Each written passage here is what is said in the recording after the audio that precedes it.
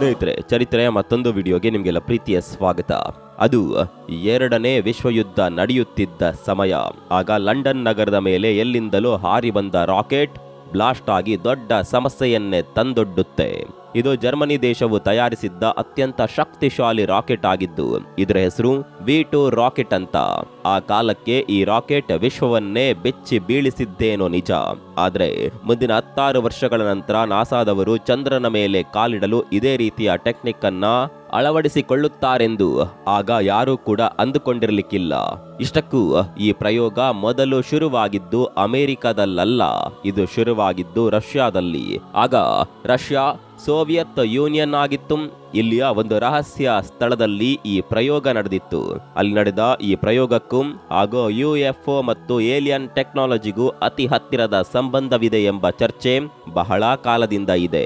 ಇದೇ ಕಾರಣದಿಂದ ಇವತ್ತಿಗೂ ಸಹ ಇದು ಬಗೆಹರಿಯದ ಕೌತುಕ ಹಾಗೂ ನಿಗೂಢ ರಹಸ್ಯವಾಗಿಯೇ ಉಳಿದು ಹೋಗಿದೆ.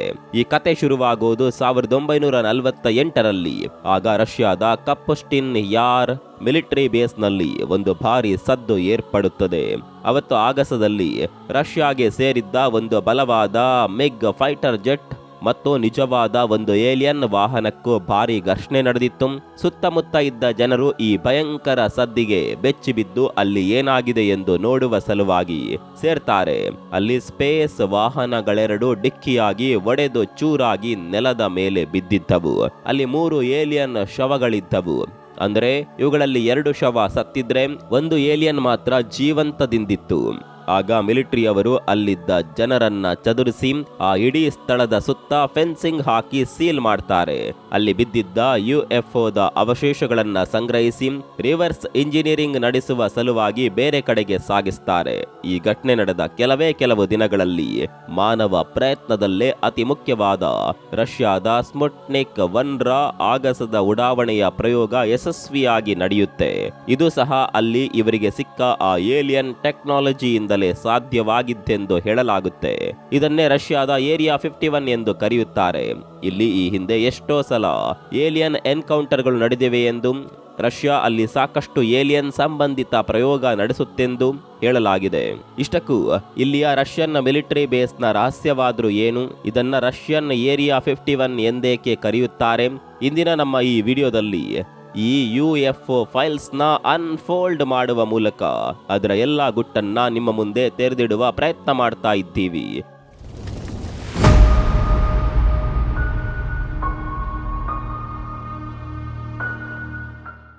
ರಷ್ಯಾದ ಈ ಸ್ಥಳದ ಎಲ್ಲದಕ್ಕಿಂತ ದೊಡ್ಡ ಬಲಹೀನತೆ ಏನು ಅಂದ್ರೆ ಅದು ಇಲ್ಲಿ ಅವರು ಶಸ್ತ್ರಾಸ್ತ್ರಗಳನ್ನ ತಯಾರು ಮಾಡುವ ಕಾರ್ಯಾಗಾರದ ಸ್ಥಳ. ಯಾಕಂದ್ರೆ ಈ ಸ್ಥಳದ ರಹಸ್ಯವೇನಾದರೂ ಬಯಲಾದ್ರೆ ಆ ದೇಶದ ಎಲ್ಲ ಶಕ್ತಿಯೂ ಸಹ ಕುಂದಿ ಹೋಗುವ ಸಾಧ್ಯತೆ ಇದೆ. ರಷ್ಯಾದ ಸೌತ್ ವೆಸ್ಟ್ ಪ್ರಾಂತ್ಯವು ಇದೇ ತರಹದ ಒಂದು ಅಜ್ಞಾತ ಹಾಗೂ ನಿಗೂಢ ಸ್ಥಳ. ಯಾಕಂದ್ರೆ 1200 ಕಿಲೋಮೀಟರ್ ದೂರದವರೆಗೂ ಹಾರಿ ಶತ್ರುಗಳ ಮೇಲೆ ದಾಳಿ ಮಾಡಬಲ್ಲ ಕ್ಷಿಪಣಿಗಳನ್ನ ಮೊದಲ ಸಲ ಇಲ್ಲೇ ಇವರು ಪರೀಕ್ಷೆ ಮಾಡಿ ನೋಡಿದ್ದು. ಇಲ್ಲಿ ಈವರೆಗೂ ಆಗಸದಲ್ಲಿ ಸುಮಾರು 11 ಬಲವಾದ ನ್ಯೂಕ್ಲಿಯರ್ ಸ್ಫೋಟಗಳು ಸಂಭವಿಸಿವೆ. ಇವುಗಳ ತೀವ್ರತೆ ಎಷ್ಟು ಅಂದ್ರೆ ಜಪಾನಿನ ಹಿರೋಶಿಮಾ ಹಾಗೂ ನಾಗಸಾಕಿಯ ಬಾಂಬ್ ದಾಳಿಗಿಂತ ಸುಮಾರು 65 ಪಟ್ಟು ಇವು ಹೆಚ್ಚು ಶಕ್ತಿ ಹೊರಹಾಕುತ್ತವೆ. ರಾತ್ರಿಯ ಸಮಯದಲ್ಲಿ ಸ್ಯಾಟಲೈಟ್ ನಿಂದ ನೋಡಿದ್ರೆ ಈ ಇಡೀ ಸ್ಥಳ ಖಾಲಿ ಬಯಲಿನ ಹಾಗೆ ಕಾಣುತ್ತದೆ. ಆದರೆ ಆಗಾಗ ಇಲ್ಲಿ ಆಗಸವನ್ನೇ ಸೀಳುವಂತಹ ಅಗ್ನಿ ಸ್ಫೋಟ ಉಂಟಾಗಿ ಅಗ್ನಿ ಗೋಳವೊಂದು ನಿರ್ಮಾಣವಾಗುತ್ತದೆ. ಕೆಲ ಸಮಯದ ನಂತರ ಎಲ್ಲವೂ ಶಾಂತವಾಗುತ್ತೆ. ಹಾಗಾಗಿ ಇದನ್ನ ರಷ್ಯಾದ ಏರಿಯಾ 51 ಎಂದು ಕರೆಯುತ್ತಾರೆ. ಯಾಕಂದ್ರೆ ಇಲ್ಲಿ ಕೇವಲ ಮಿಸೈಲ್ಸ್ ಹಾಗೂ ಸ್ಯಾಟಲೈಟ್ಗಳ ಪ್ರಯೋಗಗಳು ಮಾತ್ರವಲ್ಲದೆ ಜನಸಾಮಾನ್ಯರಿಂದ ಇಲ್ಲಿಯ ಅಧಿಕಾರಿಗಳು ಬಲವಂತವಾಗಿ ಮುಚ್ಚಿಟ್ಟ ಎಷ್ಟೋ ಇತರೆ ರಹಸ್ಯ ಪ್ರಯೋಗ ಪರೀಕ್ಷೆಗಳು ಸಹ ನಡೆದಿವೆ ಹಾಗೂ ನಡೆಯುತ್ತಿವೆ.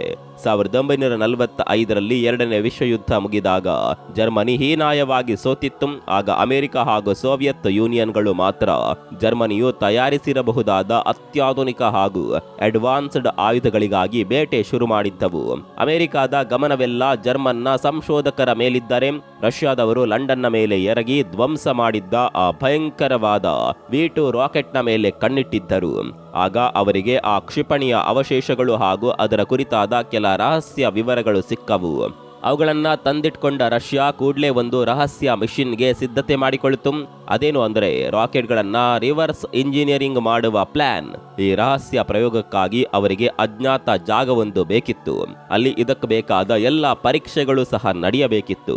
ಆದರೆ ಇದ್ಯಾವುದು ಸಹ ವಿಶ್ವದ ಬೇರೆ ಯಾರಿಗೂ ಕಾಣಲೂ ಬಾರದು, ಗೊತ್ತಾಗಲೂ ಬಾರದು. ಹಾಗಾಗಿ ಅವರು ಇಲ್ಲಿಯ ವೋಲ್ಗಾ ನದಿ ತೀರದ ಅಸ್ಟ್ರಖಾನ್ ಎಂಬ ಸ್ಥಳದ ಆಯ್ಕೆ ಮಾಡ್ತಾರೆ. ಇಲ್ಲಿ ಮಾನವರ ವಾಸ ತುಂಬಾನೇ ಕಷ್ಟ. ಹಲವು ಸಲ ಇಲ್ಲಿಯ ತಾಪಮಾನ -50 ಡಿಗ್ರಿವರೆಗೂ ಕುಸಿಯುತ್ತೆ.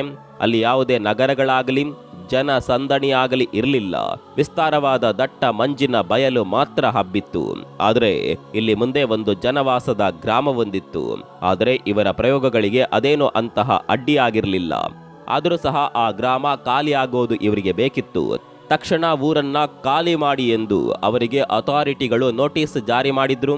ಅದರಂತೆ ಹಾಗೆ ಖಾಲಿ ಮಾಡಿ ಗುಳೆ ಹೊರಟವರಿಗೆ ತಂಗಲು ಬೇರೆ ಕಡೆ ಯಾವುದೇ ಅನುಕೂಲಕರವಾದ ಜಾಗವನ್ನ ಸಹ ಸರ್ಕಾರ ಕೊಡಲಿಲ್ಲ. ಹಾಗೂ ಅವರಿಗೆ ಬೇಕಾದ ನಷ್ಟ ಪರಿಹಾರ ಸಹ ನೀಡಲಿಲ್ಲ. ಜನರೆಲ್ಲ ಖಾಲಿ ಆದ್ಮೇಲೆ ಅಲ್ಲಿ ತಮ್ಮ ಹೊಸ ಬಗೆಯ ಟೆಸ್ಟಿಂಗ್ ಹಾಗೂ ರಿಸರ್ಚ್ ಫೆಸಿಲಿಟಿ ಕೇಂದ್ರಗಳನ್ನು ಸ್ಥಾಪಿಸ್ತಾರೆ. ಅಲ್ಲಿ ಸೋವಿಯತ್ ಯೂನಿಯನ್ನ ಹಾಗೂ ಅದರಿಂದಲೇ ನೇಮಕರಾದ ರಷ್ಯಾದ ತಜ್ಞರೆಲ್ಲ ರಿಸರ್ಚ್ ಶುರು ಮಾಡಿದ್ರು. ಅಲ್ಲಿಂದ ಕಚದೂರ ಜ್ನಾನೆಮ್ಸ್ಕ್ ಎಂಬ ಒಂದು ಸಣ್ಣ ಊರೊಂದಿತ್ತು. ಇಲ್ಲಿ ರಿಸರ್ಚ್ ನಡೆಸುವ ಎಲ್ಲ ತಜ್ಞರ ಕುಟುಂಬದ ಜನ ಹಾಗೂ ಅವರ ಆತ್ಮೀಯರೆಲ್ಲರೂ ವಾಸವಿದ್ದರು. ಅಚ್ಚರಿಯ ಸಂಗತಿ ಏನು ಅಂದ್ರೆ ತಜ್ಞರ ಪರಿವಾರ ವಾಸವಿದ್ದ ಈ ಸ್ಥಳ ಯಾವುದೇ ನಕ್ಷೆಯಲ್ಲಾಗಲಿ ಸರ್ಕಾರದ ದಾಖಲೆಯಲ್ಲಾಗಲಿ ಅದರ ಹೆಸರೇ ಇರಲಿಲ್ಲ. ಅಲ್ಲಿ ಇದ್ದ ಹಾಗೂ ಕೆಲಸ ಮಾಡ್ತಾ ಇದ್ದ ಯಾರಿಗೂ ಸಹ ಆ ಸ್ಥಳ ಬಿಟ್ಟು ಬೇರೆಲ್ಲಿಗೂ ಹೋಗಲು ಅನುಮತಿ ಕೂಡ ಇರಲಿಲ್ಲ. ಇವರು ತಮಗೆ ಸಿಕ್ಕಿದ್ದ ಜರ್ಮನ್ನ ಕ್ಷಿಪಣಿಯ ಅವಶೇಷಗಳನ್ನ ರೈಲಿನ ಮೂಲಕ ಸಾಗಿಸಿ ಅಲ್ಲಿಗೆ ತಂದು ಹಾಕ್ತಾರೆ. ಜರ್ಮನಿಯ ತಜ್ಞರು ಆವಿಷ್ಕರಿಸಿದ್ದ ಅಡ್ವಾನ್ಸ್ಡ್ ಸ್ಪೇಸ್ ಟೆಕ್ನಾಲಜಿಯನ್ನ ರಷ್ಯಾದವರು ಇಲ್ಲಿಯೇ ಅಳವಡಿಸಿಕೊಳ್ಳುತ್ತಾರೆ. 1945ರ ಕೊನೆಯಲ್ಲಿ ಬಹು ಪ್ರಯಾಸದ ನಂತರ ಅಕ್ಟೋಬರ್ 15ರ ಬೆಳಗ್ಗೆ 10:40 ಮಾಸ್ಕೋ ಟೈಮ್ ಝೋನ್ಗೆ ಸರಿಯಾಗಿ ರಷ್ಯಾ ತಾನು ತಯಾರು ಮಾಡಿದ್ದ V2 ರಾಕೆಟ್ನ ಆಗಸಕ್ಕೆ ಉಡಾವಣೆ ಮಾಡುತ್ತೆ. ಇದು ಮೇಲಕ್ಕೆ 200 ಕಿಲೋಮೀಟರ್ನವರೆಗೆ ಹಾರಿ ಮುಂದೆ ಯಾವುದೋ ಅನಾಥ ಸ್ಥಳದಲ್ಲಿ ಬಿದ್ದು ಸ್ಫೋಟವಾಯಿತು. ಇದು ಅವರ ಪ್ರಯೋಗದ ಸೋಲೆಂದು ಹೇಳಬಹುದಾದರೂ ಸೋವಿಯತ್ ಯೂನಿಯನ್ಗೆ ವಾಸ್ತವವಾಗಿ ಇದೊಂದು ಗೆಲುವೇ ಆಗಿತ್ತು. ಯಾಕಂದ್ರೆ ಅವರು ಮೊದಲ ಬಾರಿಗೆ V2 ಸರಣಿಯ ಲಾಂಗ್ ರೇಂಜ್ನ ರಾಕೆಟ್ ಒಂದನ್ನ ಯಶಸ್ವಿಯಾಗಿ ಲಾಂಚ್ ಪ್ಯಾಡ್ ಮೂಲಕ ಲಾಂಚ್ ಮಾಡಿದ್ದರು. ಇದಾದ ಕೆಲ ದಿನಗಳ ನಂತರ ರಷ್ಯಾ V2 ರಾಕೆಟ್ಗಳಲ್ಲೇ ಬೇರೆಯ ಟೈಪ್ ಆದ R1 ರಾಕೆಟ್ಗಳನ್ನ ತಯಾರು ಮಾಡಿತು. ಇವುಗಳನ್ನ ಇಲ್ಲಿಯ ಕಪ್ಪುಸ್ಟಿನ್ ಯಾರ್ನಿಂದ ಇವುಗಳ ಪರೀಕ್ಷೆಗೆ ಮುಂದಾಯಿತು. ಇದರ ನಂತರ R2 R5 ಬಂದವು. ಈ ಪ್ರಯತ್ನಗಳಲ್ಲಿ ಅವರಿಗೆ ಸೋಲು ಗೆಲುವು ಎಲ್ಲವೂ ಎದುರಾದವು. ಒಟ್ಟಲ್ಲಿ ಹಲವರಿಗೆ ಈ ಸೋವಿಯತ್ ಯೂನಿಯನ್ ಯಾವುದೋ ಅಜ್ಞಾತ ಸ್ಥಳದಲ್ಲಿ ಏನೋ ನಿಗೂಢ ಕಸರತ್ತು ನಡೆಸ್ತಿದೆ ಅಂತ ಆ ಹೊತ್ತಿಗೆ ಅನುಮಾನ ಬಂದಿತ್ತು. ಆದರೆ ಆ ಮೈದಾನ ಎಲ್ಲಿದೆ, ಅಲ್ಲಿ ಯಾರು ಕೆಲಸ ಮಾಡ್ತಾರೆ, ಅಲ್ಲಿ ನಡೆಯುತ್ತಿರುವ ಪರೀಕ್ಷೆಗಳಾದ್ರೂ ಎಂಥವು, ಈ ಯಾವುದಕ್ಕೂ ಸಹ ಖಚಿತ ಉತ್ತರ ಇರಲಿಲ್ಲ. 1956ರ ಫೆಬ್ರವರಿ 2ರಂದು ಇಲ್ಲಿ ಮಾಡಿಫೈ ಆದ ಒಂದು R5M ಮಿಸೈಲ್ ಲಾಂಚ್ ಆಗುತ್ತೆ. ಇದಕ್ಕೆ ಒಂದು ಲೈವ್ ನ್ಯೂಕ್ಲಿಯರ್ ವಾರ್ ಹೆಡ್ ಅನ್ನ ಅಳವಡಿಸಲಾಗಿತ್ತು. ಅದು ಸುಮಾರು 1200 ಕಿಲೋಮೀಟರ್ ದೂರದವರೆಗೂ ಹಾರಿ ಗಾಳಿಯಲ್ಲೇ ಸ್ಫೋಟವಾಯಿತು. ಮಾನವನ ಚರಿತ್ರೆಯಲ್ಲೇ ಒಂದು ಬ್ಯಾಲಿಸ್ಟಿಕ್ ಮಿಸೈಲ್ನ ಮೂಲಕ ನಡೆದ ಮೊಟ್ಟ ಮೊದಲ ನ್ಯೂಕ್ಲಿಯರ್ ಎಕ್ಸ್ಪ್ಲೋಷನ್ ಇದಾಗಿತ್ತು. ಇದಾದ ಕೆಲವೇ ಸಮಯದ ನಂತರ ಇದೇ ಸ್ಥಳದಲ್ಲಿ ಇಂತಹ ಡಜನ್ಗಿಂತ ಹೆಚ್ಚು ಸ್ಫೋಟಗಳು ಉಂಟಾದವು. ಮುಖ್ಯವಾಗಿ 1961-62ರ ನಡುವೆ ಸೋವಿಯತ್ ಯೂನಿಯನ್ನ ಪ್ರಾಜೆಕ್ಟ್ ಕೆ ಮಿಷನ್ನ ಹೆಸರಿನಲ್ಲಿ ಸಾಕಷ್ಟು ನ್ಯೂಕ್ಲಿಯರ್ ಪ್ರಯೋಗಗಳು ಇಲ್ಲಿ ನಡೆದವು. ಅಂತರಿಕ್ಷಕ್ಕೆ ಹತ್ತಿರವಾಗಿ ಅಥವಾ ವಾತಾವರಣದ ಮೇಲ್ಮೈನಲ್ಲಿ ಅಣುಬಾಂಬ್ ಸ್ಫೋಟವಾದರೆ ಭೂಮಿಯ ಅಯಸ್ಕಾಂತೀಯ ಕ್ಷೇತ್ರ ಅಂದ್ರೆ ಅದರ ಮ್ಯಾಗ್ನೆಟಿಕ್ ಫೀಲ್ಡ್ ಇಲ್ಲಿಯ ರೇಡಿಯೋ ಕಮ್ಯುನಿಕೇಶನ್ ಸಿಸ್ಟಮ್ ಮತ್ತು ರಾಡಾರ್ ಸಿಸ್ಟಮ್ಗಳ ಮೇಲೆ ಯಾವ ತರಹ ಗಂಭೀರ ಪರಿಣಾಮ ಬೀರುತ್ತೆ ಎಂದು ತಿಳಿಯೋದೇ ಇದರ ಮುಖ್ಯ ಉದ್ದೇಶವಾಗಿತ್ತು. ಇಲ್ಲಿ ಕೆಲಸ ಮಾಡುವಾಗ ಪ್ರತಿ ಪ್ರಯೋಗ ಮಾಡುವಾಗಲೂ ತಜ್ಞರಿಗೆ ಆ ಒಂದೊಂದು ಪರೀಕ್ಷೆಯೂ ಸಹ ಸವಾಲಿನ ಹಾಗಿತ್ತು. ಯಾಕಂದ್ರೆ ಇದು ಕೇವಲ ವೈಜ್ಞಾನಿಕ ಪ್ರಯೋಗ ಮಾತ್ರವಲ್ಲದೆ ಅವರ ಜೀವನ್ಮರಣದ ನಡುವಿನ ಹೋರಾಟವಾಗಿತ್ತು. ಈ ಒಂದೊಂದು ಸ್ಫೋಟಗಳು ಸಹ ಭಯಾನಕವಾಗಿದ್ದು ಆಗಸದಲ್ಲಿ ದಟ್ಟನೆಯ ಹೊಗೆಯ ಮೋಡವನ್ನ ಸೃಷ್ಟಿಸ್ತಾ ಇದ್ವು. ಅಲ್ಲೊಂದು ಹೊಗೆಯ ಬೃಹದಾಕಾರದ ಕೊಡೆಯೇ ನಿರ್ಮಾಣವಾಗ್ತಾ ಇತ್ತು.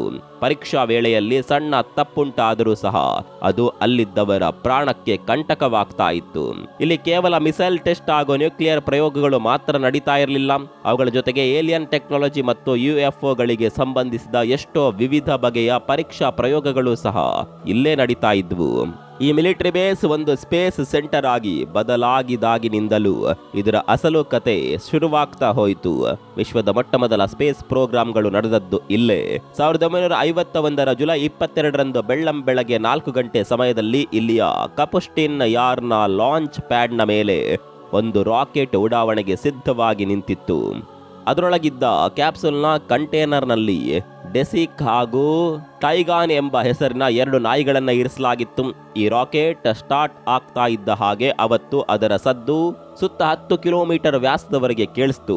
ಅದು ಮೇಲಕ್ಕೆ 106 ಕಿಲೋಮೀಟರ್ ಹಾರಿ ಅಂತರಿಕ್ಷದ ಬೇಸಿಕ್ ಕಕ್ಷೆ ಅಥವಾ ಮಿತಿಯನ್ನ ದಾಟಿ ಉಡಾವಣೆಯಾಯಿತು. ಕಳೆದ ಅನೇಕ ವಿಫಲ ಪ್ರಯತ್ನಗಳ ಹಾಗೆ ಇದೂ ಆಗುತ್ತೇನೋ ಎಂದು ಭಾವಿಸಲಾಗಿತ್ತಾದರೂ ಇದು ಫೇಲ್ ಆಗದೆ ಯಶಸ್ವಿಯಾಗಿ ಇದರ ಕ್ಯಾಪ್ಸುಲ್ ಕಂಟೈನರ್ ರಾಕೆಟ್ನಿಂದ ಬೇರ್ಪಟ್ಟು ಅದರಲ್ಲಿದ್ದ 2 ಜೀವಗಳಿಗೆ ಯಾವುದೇ ಹಾನಿಯಾಗಲಿಲ್ಲ. ಅದು ಕೆಳಗೆ ಬಿದ್ದಾಗ ಚೆಕ್ ಮಾಡಿ ನೋಡ್ಲಾಯಿತು. ಅವು ಸುರಕ್ಷಿತವಾದ ಸ್ಥಿತಿಯಲ್ಲೇ ಇದ್ವು. ಭೂಮಿಯನ್ನ ಮೊದಲ ಸಲ ಅಂತರಿಕ್ಷದಿಂದ ವೀಕ್ಷಿಸಿದ ಭೂಮಿಯ ಮೊಟ್ಟ ಮೊದಲ ಜೀವಿಗಳು ಇವು. ಇದಾಗಿ ಒಂದೇ ವಾರದ ನಂತರ ಮತ್ತೊಂದು ಪ್ರಯೋಗ ಮಾಡಿದ್ರು. ಈ ಸಲ ಅವುಗಳ ಜೊತೆ ಲೀಸಾ ಎಂಬ ಇನ್ನೂ ಒಂದು ನಾಯಿಯನ್ನ ಸಹ ಇಡ್ಲಾಯಿತು. ಆದ್ರೆ ದುರದೃಷ್ಟವಶಾತ್ ಈ ಸಲ ಈ ಲಾಂಚಿಂಗ್ ಕಳೆದ ಸಲದಂತೆ ಯಶಸ್ವಿ ಆಗ್ಲಿಲ್ಲ. ಅದರ ಕ್ಯಾಪ್ಸುಲ್ನ ಪ್ಯಾರಾಚೂಟ್ ವರ್ಕ್ ಆಗದೆ ಬಹಳ ದೂರ ಅದು ಹಾರಿ ಬಿದ್ದಿದ್ದರ ಪರಿಣಾಮ ಅದರಲ್ಲಿದ್ದ ಜೀವಗಳು ಬಲಿಯಾದವು. ಸೋವಿಯತ್ ಯೂನಿಯನ್ ಆಗಸ್ಟ್ದಲ್ಲಿ ನಡೆಸುತ್ತಿದ್ದ ಈ ಅದ್ಭುತವಾದ ಪ್ರಯೋಗಗಳನ್ನ ಇಡೀ ವಿಶ್ವವೇ ಆಗ ಅಚ್ಚರಿಯಿಂದ ನೋಡ್ತಿದ್ದಾಗ ಅದೇ ಸಮಯಕ್ಕೆ ಆ ಮಿಲಿಟರಿ ಬೇಸ್ನಲ್ಲಿ ಕೆಲವು ವಿವರಿಸಲಾಗದ ಏಲಿಯನ್ ಹಾಗೂ UFOಗಳಿಗೆ ಸಂಬಂಧಿಸಿದ ಅರ್ಥವಾಗದ ಘಟನೆಗಳು ಜರುಗಿದವು. ಭೂಮಿಯ ಮೇಲೆಲ್ಲೋ ಕಾಣದ ಅಪರಿಚಿತ ಹಾರಾಟದ ಯಂತ್ರಗಳು ಹಾಗೂ ಬಾಹ್ಯಾಕಾಶದ ಜೀವಿಗಳು ಇಲ್ಲಿ ಮಾತ್ರ ಕಾಣಲು ಶುರುವಾದವು. ಇವ್ಯಾವೂ ಸಹ ಭೂಮಿಗೆ ಸಂಬಂಧಿಸಿದವುಗಳಲ್ಲ. ಇಲ್ಲಿಂದಾಚೆಗೆ ಈ ಸ್ಥಳವು ಒಂದು ಟಿಪಿಕಲ್ ಮಿಸೈಲ್ ಟೆಸ್ಟ್ನ ಕೇಂದ್ರದಿಂದ ನಿಗೂಢ ಸ್ಪೇಸ್ ಕೇಂದ್ರವಾಗಿ ಬದಲಾಗ್ತಾ ಹೋಯಿತು. ಜನ ಇದನ್ನ ರಷ್ಯನ್ ಏರಿಯಾ 51 ಎಂದು ಕರೆಯಲು ಶುರು ಮಾಡಿದ್ರು. ಆದ್ರೆ 1950ರ ದಶಕದಲ್ಲಿ ಈ ಕಪುಸ್ಟಿನ್ ಯಾರ್ ಮಿಲಿಟರಿ ಬೇಸ್ ಬಗ್ಗೆ ವಿಶ್ವದ ಬಹುತೇಕರಿಗೆ ಗೊತ್ತೇ ಇರಲಿಲ್ಲ. ಇಂಗ್ಲೆಂಡ್ ಹಾಗೂ ಅಮೆರಿಕದ ರಾಡರ್ಗಳ ಪರದೆಗಳಲ್ಲಿ ಮಾತ್ರ ಈ ಸ್ಥಳದ ನೀಲಿ ನಕ್ಷೆಯ ಸ್ಪಷ್ಟ ಗುರುತು ಇಂದಿಗೂ ಸಹ ಅಚ್ಚಳಿಯದ ಹಾಗೆ ಉಳಿದಿದೆ.